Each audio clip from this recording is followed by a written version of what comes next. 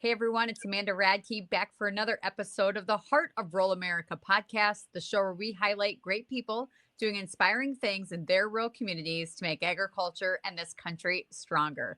I'm back today with a return guest. You guys know and love Dave Duquette of Western Justice. He's been a strong and clear voice for agriculture and the rural way of life for years and years now. He's a Marine, he is a veteran, he's a friend, and he is a patriot. Dave, welcome to the show. Thanks, Amanda. Thanks for having me on. It's been way too long, and you've been very busy, my friend. And I have just gotten done watching your new documentary. If you guys get to the end of this episode and you don't go watch this documentary, you're missing out on something very important. But you have a new documentary out. It is this unreal story of property rights that I think people need to know about. So I'm going to open the show to you. Just Dave, tell me what's going on over there. What is the story? It was really interesting because we got a call from a rancher over there, a seventh generation ranch. This is all about two of the founding families of Pocatello, Idaho. And half of Pocatello wouldn't even be developed if it wasn't for them donating or selling off part of their ranches for people to be able to develop. And the city was trying to forcibly annex their ranches into the city limits, which would, as anybody knows, when you go to the city limits from exclusive farm use or ranching use, your taxes go through the roof. So it would have made the taxes go from 50,000 a year to a couple million a year. And it would have been unsustainable for them. I mean, these people aren't rich. They're land rich, but they're not rich, financially. So they had some prime development ground there. They wanted to develop some of it. These developers that came in from Utah were as corrupt as it gets. This whole story is the real life Yellowstone without the pretty people in the killing. That's the way I put it to people. And it's a very interesting scenario to the point where you and I were talking about just a few minutes ago. When we started off with this thing, we went in to do a short documentary about this forced annexation, try to get the state to change the law to where these cities couldn't do a forced annexation on folks like this that didn't want it. The more interviews we did, the more we realized something was really, really wrong here.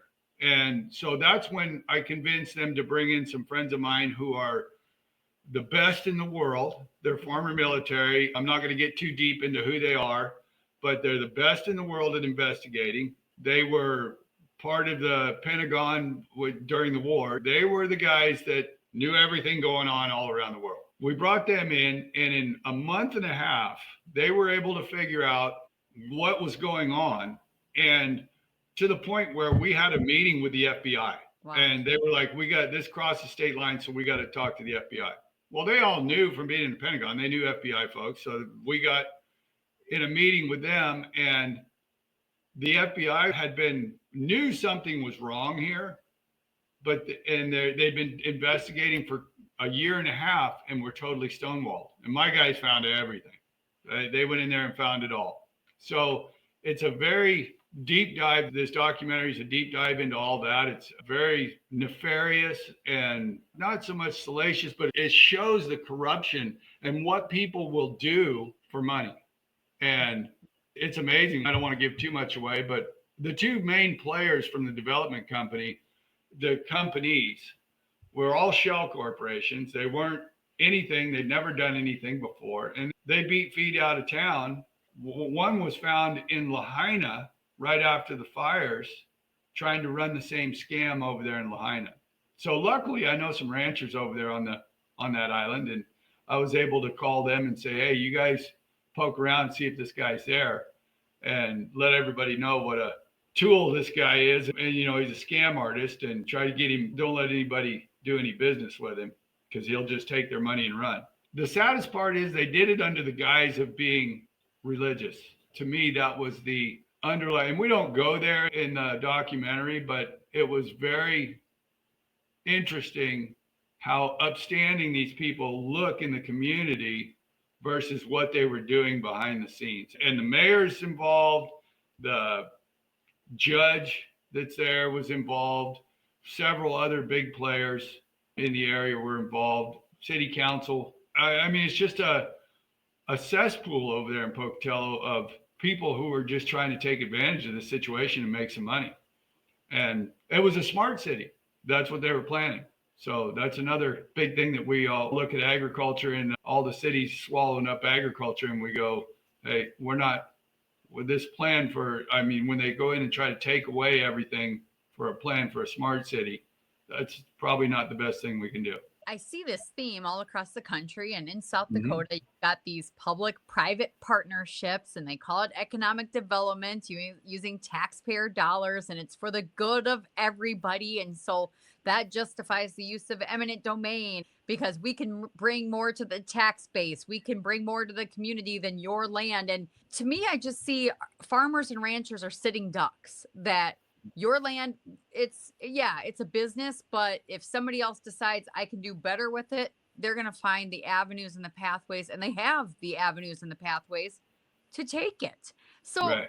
in your experience, what can be done to protect your land, your legacy, your family's farm and ranch from encroachment when, like you said, producers they're not cash rich, they're sitting on assets, but it's not like they have money to pour into legal fights and endless hours spent with lawyers and at county commission offices and meetings and all the like. What can people do? Be aware of the people that are out there, the organizations out there, because that'll help you. I always tell people, they go, well, how do you get, I get labeled as an ambulance chaser by some people because everything we get involved in is like almost like a last minute, very rushed deal because these people have gone and they've wasted all their time trying to get the big organizations to do something for them, or their insurance or whatever it is, trying to get, and they don't know the game plan. They don't know how to fight back against this stuff. And I'm the guy that gets the call when all else fails. So they hear about Western Justice or Dave Duquette, or when I was at Protect the Harvest, they hear about us there. So I'm the one at the very end of these things that gets the call, and I've got to go in and try to clean up a mess, So that's why the whole ambulance chaser theme and it's funny because even some of our own people, I mean, agriculture as a whole is its own worst enemy because we have so many smart people. They think they know better. And a lot of farmers, I mean, a lot of farmers and ranchers, and they got a lot of time to think. And they're brilliant people. There's a lot of brilliant people in those industries. I mean, nearing genius level kind of brilliance. And everybody thinks farmer's just a dumbass. I mean, that's just basically what the general populace, that's what they think. They think, oh, you just go plow and put stuff in and grow crops and you're not a smart guy. But these guys are very intelligent. I see this kind of stuff a lot in the watersheds, where water issues. And these farmers think they're going to outsmart CBD, Center for Biological Diversity, and their 35 or 40 lawyers they have there that have been doing this stuff for 20 plus years. And they go in there and they go in to negotiate with them, and they think they're going to be the first set of farmers to outwit the attorneys in the game plan at CBD. Well, they end up, these irrigation districts or folks like that, they go in and they think they're going to go outwit them, and they end up getting everything taken away. Madras, Oregon is a great example of that. But CBD went in there. Pretty soon, it's a very high agriculture area in Madras, Oregon. They've got lots of water, but CBD has now made it so that they're going to lose all their CFSs out of the reservoir that the farmers built with their own money back, I think it was in the 60s, may even been earlier in the 60s. But the Wickiup Reservoir, they built all that on their own. Now they're going to be out of water, because CBD wants to see all that water go down the river instead of being in the reservoir. So they're going to be dumping out 750 CFS pretty soon through, year round, all winter. And this is the thought process of a lot of our people. I went into a meeting at that irrigation district, and the guy, I asked him, because it's over a spotted frog. That's why they say they need to push water. I said, I'm just a dumb high school educated Marine, but I tell you what, I do know that frogs hibernate in the winter. So why do they need all that water going down the river when it's snowing and frozen and all that cold? Why do they need that? And the head of the irrigation district looked at me and he goes, well, that's what you have to talk to the biologist about that. I said, didn't you guys ask that? Didn't you guys ask that question? Because that seems like the most basic question you could ask. Yep. And they just were like dumbfounded and mad at me for bringing the question up. things like that are going on. I get calls, back to your remark about, it's going on all over the country.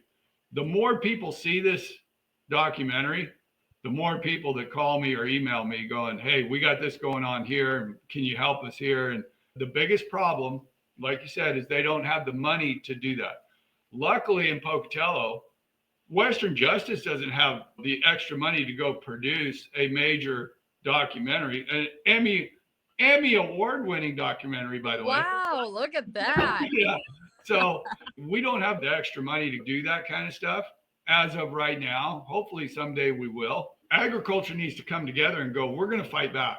We're not going to sit here and take this and not do something about it where people can actually see what's going on. And then everybody starts to have hope that hopefully they can change something. Because right now, and I'll get back to the Great Pocatello Land Grab, at the very end of it, it kind of sets the stage for another episode. But since then, the RUPs have been they won a Idaho Supreme Court case to be able to hear their day in court. The corrupt judge in this thing was not even allowing, I don't remember exact number of the motions, but 40 some motions that he wouldn't even hear from their side. He wouldn't even listen to. And everything that the attorneys of the developers did, he would hear and he would do something with. So he vacated that whole case of the RUPs. And now the Supreme Court said, no, wait a minute, that was wrong. And they get their day in court because they deserve their day in court. So now it's back in the court system again, a different judge, and a judge that knows that he better hear the whole case. Mm-hmm. So after the attorneys for these two development companies went and watched the documentary at the theater, which was sold out for 3 or 4 weeks in Pocatello. I mean, and they never, 2 theaters. So it's 300 people, 150 each. It was sold out for that long there. So almost everybody in town and the neighboring towns went in there and watched it. And anyway, the 2 attorneys went and watched it, and there was a couple of gals that were outside talking to them afterwards, and they were just disparaging us and how it was all lies and all this stuff. One of the gals had her phone on, recording it in her pocket.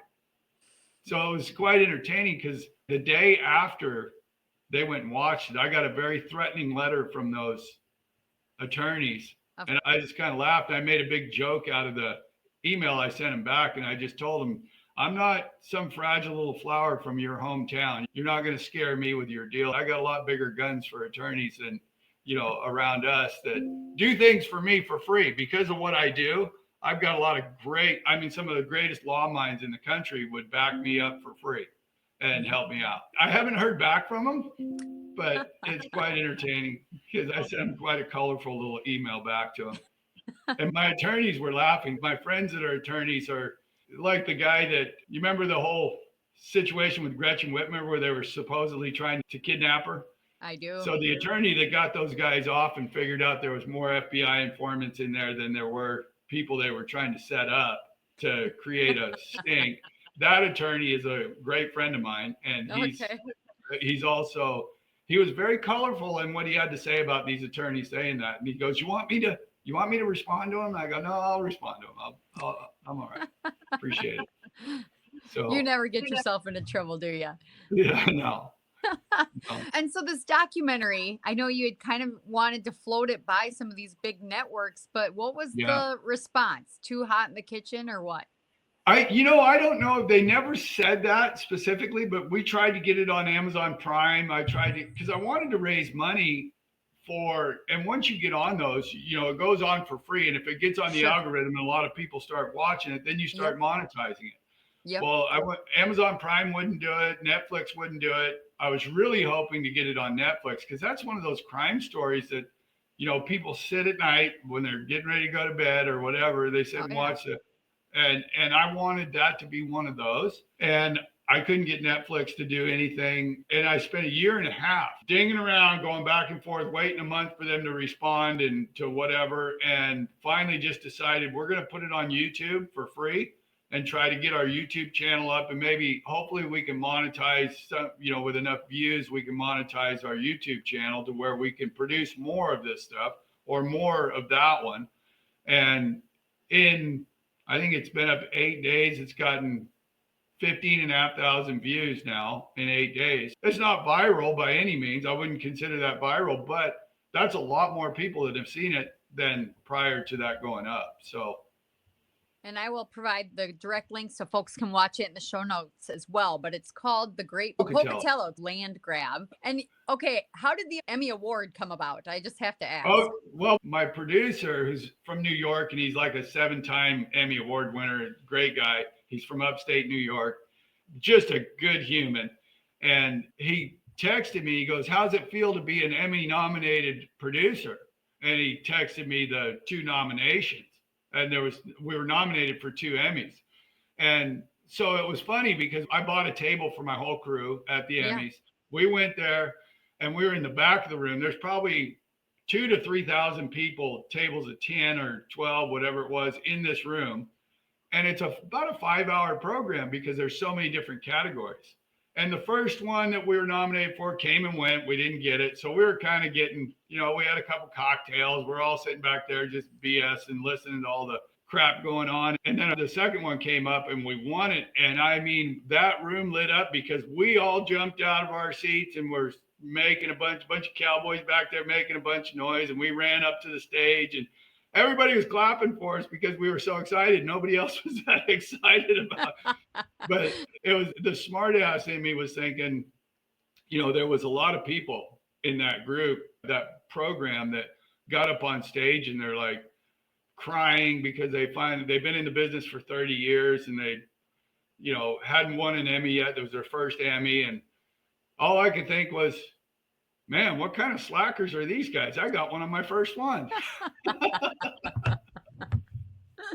So, I'll probably never get another one, but well, did you get pictures from that? I'm going to have to see. Oh yeah. I got a bunch of okay. You'll have to send me some. Ironically, I met you on the premiere of a different movie, The Stand at Paxton County. What was that? 2020. But you have been kind of at the forefront of a lot of different fights where family farms and their properties are being threatened by either politicians or the law or someone with a nefarious agenda. So talk to me a little bit about what Western Justice is involved in right now. What fights are you guys paying attention to? Well, the big one really, there's 2 big ones. We're bringing together a big coalition called the Wolf Coalition. It's a wildlife oversight and land use front. And we need all the states to come together on this issue. And that's always a big problem, especially for agriculture, because one state doesn't want to help another state. And, right now you got Montana, Wyoming, Utah, Idaho that are all delisted, Eastern Washington, they're all delisted in Eastern Oregon, delisted on a federal level. Well, the biggest thing we got to do, and the one thing we really have to do, is get the delisting on these gray wolves, because they are 3 times over the recovery rate that CBD and all those groups that wanted them put out there. They're 3 times over the recovery amount that they said would be fully recovered. And they're still on the ESA. So we're working with the administration to get them delisted from the ESA. And once that on a federal level, we need to do it through Congress so it actually sticks this time. Because, the first Trump administration, they delisted them under Director Skipwith, which is Aurelia Skipwith. She's Aurelia Giacometto, or Skipwith Giacometto, but she was the Fish and Wildlife Director. They were delisted under her. Then they got the CBD filed a lawsuit in the Biden administration. The Biden administration didn't fight it, didn't even go to court. So they won the lawsuit and got them put back on the Endangered Species Act. So now, once that happens, then the states are going to have to follow a federal mandate to manage the wolves. Now, the way we've worded it and the way we're going to try to put it out there is that they have to meet or exceed federal mandates on management.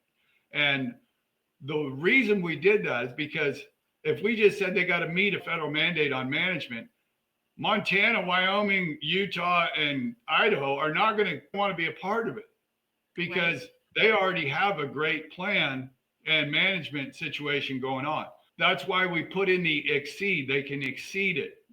And that's where states like California, Washington, and Oregon and Colorado won't be able to just have their willy-nilly, we're going to put all these wolves out here and we want them here and we want them there and we want them all over and we don't care.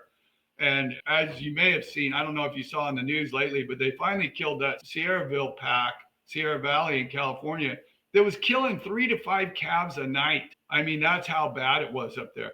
The reason U.S. Fish and Wildlife was able to do that was because the human health risk was they had Ring doorbell cameras, other camera systems in the town of Sierraville that showed these wolves coming through town at night. Wow. So the Sierra Valley is all summer range. So all those cows are out now. So there's no deer left. The only deer in the area are living in town to stay away from the wolves. And everything else is moved out. There's no deer, no elk, no moose, no nothing. So they were worried that these things were going to come into town and start taking everybody's 4-H animals. I mean, they're opportunists. They're going to take a dog, a cat, or a kid, or whatever they can get. So the human health risk was very high. So they went in and removed that pack. So, wow. But that's the kind of thing that California wasn't going to do. Gavin Newsom and his Fish and Wildlife director were absolutely not going to do anything. They want to see wolves all the way through California. Hell, they got them all the way down in Corona. I've got video of game cam footage and pictures and video of them down there on a gun club in Corona, California, which is just straight east of LA. Yeah, and these are big dogs. You look at the size of these things, and I had people argue with me that they're 60 pounds or 100 pounds. They're the largest gray wolf ever taken was over 200 pounds. Mm-hmm. And that's the largest one on record. The bigger males are going to average, 150 pounds. Mm-hmm. And what they do, the pictures I've seen and how they kill cattle and all of that, a lot of people don't even have a clue about. Minnesota was the petri dish and the problem. I mean, they've been dealing with this for so long. The Minnesota people and the ranchers, so many of them have gone out of business because of wolves. Mm-hmm. And they can't do anything about them in Minnesota. I mean, it is like forbidden to do anything. So that's a big problem. I've met with Minnesota farmers up in the northern part, and it's unreal what bad policies can do to good people and good livestock. Yeah. And there's no common sense. And it seems like, well, I don't think anything's an accident. Right. Death by 1,000 cuts. Talk to me a little bit about, I had seen a post on your Facebook page talking about America's public lands are in crisis and that you are wanting to look at the 1971 Wild Free Roaming Horses and Burros Act. Tell me a little bit about that. Yeah, I've been on that for a long, long time. I mean, my whole career, almost 20 years now of doing politics. We are going to do a documentary series and we're calling it Love to Death. And that document, and that's starting off on the trailer for it. The first little bit is on our YouTube also. The reason we called it Love to Death is because these advocates, these wild horse advocates, love the horses so much they're killing them out on the range. When you go out as a lifelong horseman, I go out there and there's horses that will come up to you and try to eat your shirt or try to drink out of a water bottle that wouldn't get anywhere near you. They wouldn't get within 400 yards of you if they were healthy. Right. And because they're starving and they're dying of thirst, and you go watch that trailer and it's sickening. The trailer shows where there's a little sorrel horse and it's in Nevada and he's probably a stud colt and he's probably a 1 on the scale, the Heineke scale of his fitness. He's horrible. I mean, that thing probably tipped over and died a couple weeks later. But they were on what used to be a viable spring and they had packed it in so bad that it was just a cup of water. I went down with a little claw hammer and cleaned it out and I could get to where there was a gallon of water. But these horses, that was the only water source for over 20 miles in that area. So these horses were standing around there trying to tank up on water and they couldn't go far enough once they did that to go get anything to eat. So there was a bunch of horses there that were starving. It's sickening to watch. I mean, wow. Sickening to see and watch. If it wasn't, they want ranchers off the rangelands, they want them all out of there. But the reality is there would be 1,000,000-acre swaths of Nevada, or bigger even than that, of Nevada, Eastern Oregon, Southeast Oregon that have no water in them if it wasn't for the ranchers. And the ranchers are putting in solar wells now, or they haul water out. That's the only way those places get grazed. I mean, you go all the way back to Lewis and Clark when he went across those areas and they had to eat their own horses because his party there was no wildlife because there's no water. There was grass, and there was sagebrush and white sage, which cattle do really well on, but there was no water. Yeah. So the ranchers, the only thing out there they've actually rejuvenated wildlife in a lot of areas of the West. Mm-hmm. So, Well, the fight continues on all fronts, and it seems like some of these bad policies stick around, I mean, for a generation or yeah. longer. And it takes people like you being willing to keep chipping away at it, fighting for what's right. And, as we close out the show today, Dave, I guess, number one, how can folks support Western Justice and all the things that you're doing, and where can they find your work? So our C4, we have a C4 and a C3. Our C3 does all of our education. It does all our legal stuff that we do. So we can do a lot through our C3. And we have some bigger donors that are foundation type donors. They've got a big foundation or a family trust or something there that they can donate to a C3 out of. And that's where most of those kind of people go to. But our base is our membership in our C4, which is our legislative fund. And that is a membership based kind of a deal. It's just like an NRA kind of membership. So it has different levels. They don't really mean anything. The only reason I went different levels was because I had people wanting to give us more money than just the $50 that we started off as a member. Now we're down to where we got people that we have a $25 all the way to $1,000 membership. And honestly, I probably get more $500 and $1,000 members than I do the $25 members. So most people want to, because of once they know what we do and how we're doing it, they want to support us a lot more than just a little bit. Absolutely. And so the website is westernjustice.info. You can go there, check out all the initiatives and things that they're working on, become a member, and get updates on all the documentaries and the work that they're doing.